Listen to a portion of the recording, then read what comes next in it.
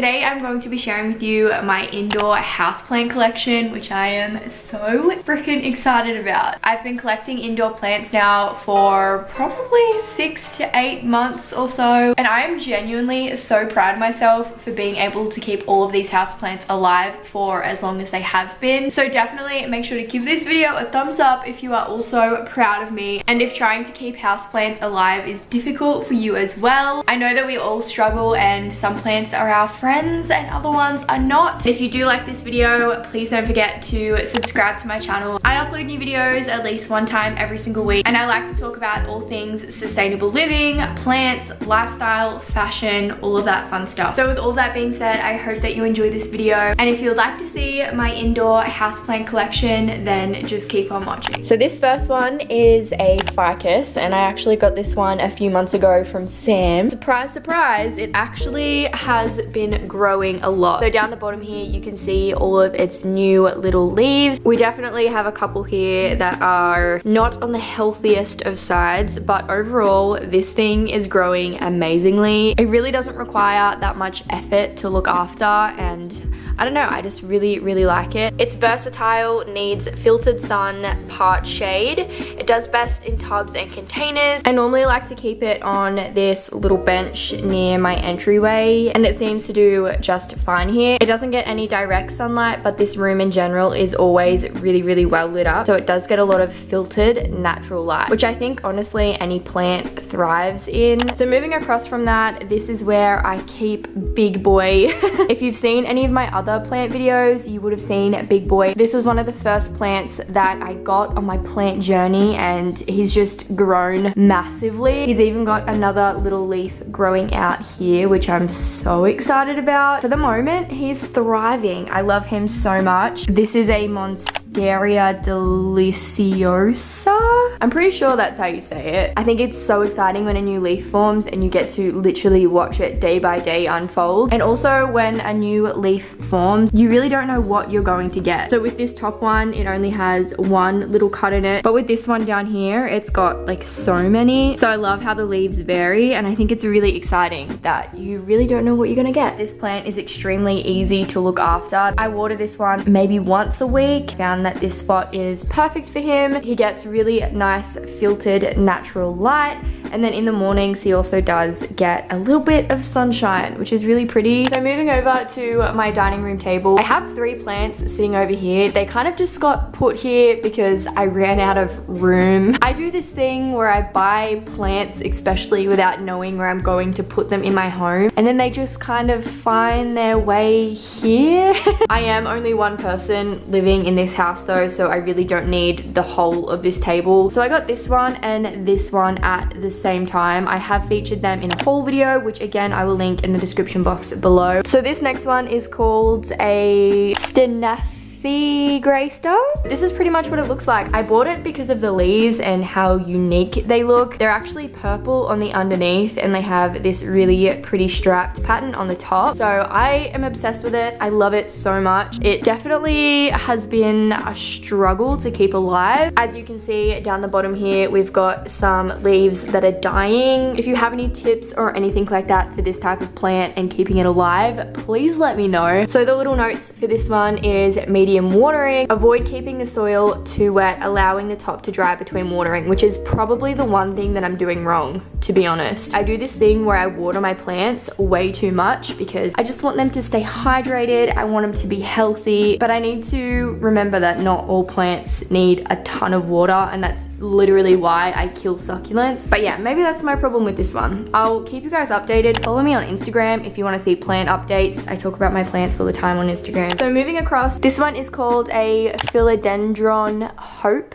plant. I actually bought this one because of Catherine June. If you don't watch her videos, I would totally recommend it. And I just love the way that it looked. I think the leaves are just so pretty, and the shapes of them are again just so unique. I definitely need to get a bigger pot for this one. It's got roots growing everywhere, which to be fair, I did buy it like that. But yeah, I am so obsessed with this plant. I think it adds so much to the space. I kind of want to fill like the whole back of this table with plants.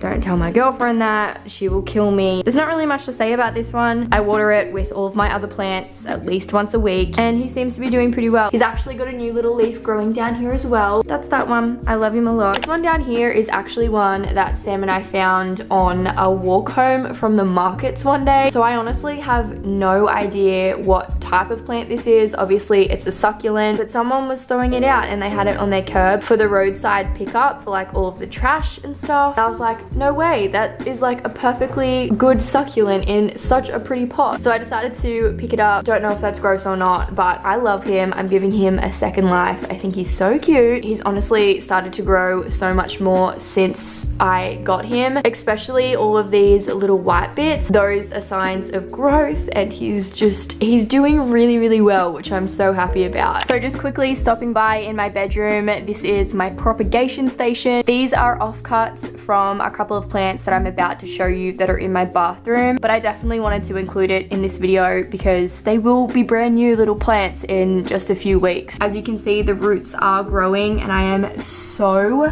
proud of them. Like, I genuinely cannot explain to you how excited I am to know how to do this now, and I can just multiply my plants.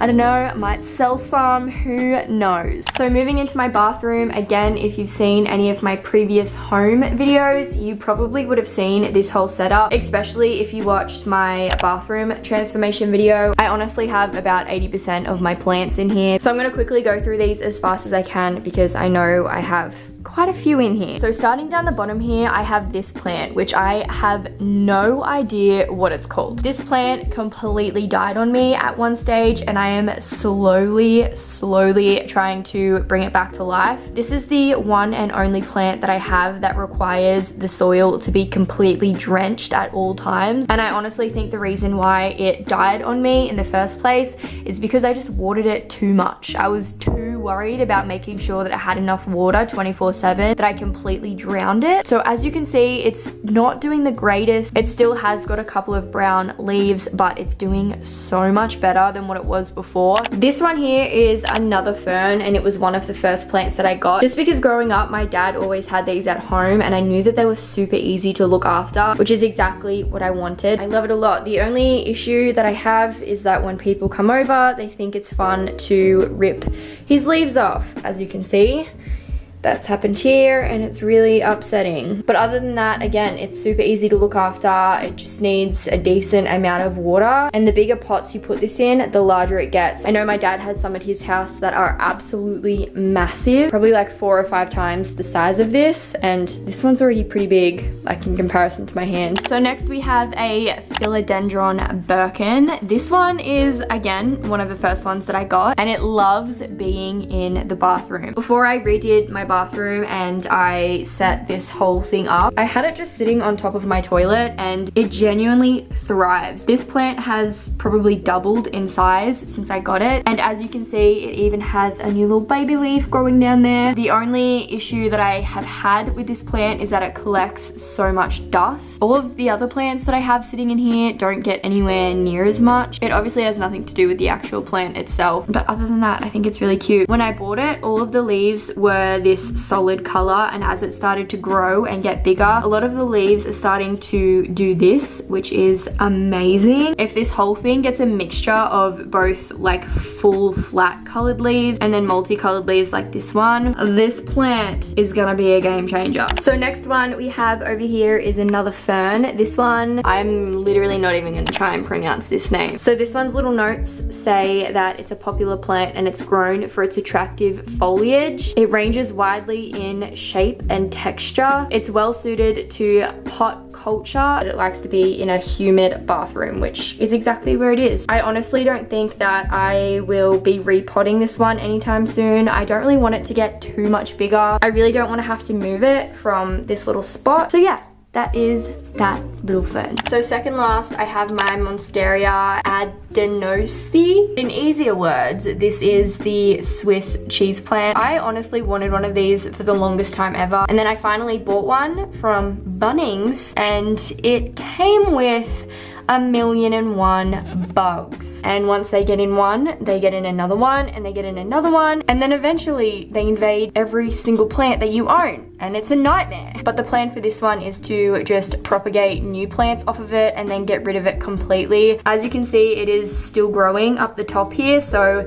it's still thriving, it's still doing its thing really, really well. But the bugs, man, the bugs, they're everywhere. Again, a plant that's super easy to look after. It grows really quickly because it's a vining plant, and it's also in the same family as the Monstera deliciosa that I showed you in the beginning. I think each new leaf is unique, which is something that really intrigues me with plants. Now, last but not least, I have dangles here. Again, if you've seen any of my other plant videos, I've talked about this one so much. He got the name Dangles because he continues to grow extremely long, and I do put him up on this little ledge to dangle down. He is by far the easiest plant that I have to look after. I have it in this filtered natural light, and it just grows so quickly. Before I actually cut this to propagate it, it was getting a new leaf every 2 or 3 days. So hopefully I'll be able to get a few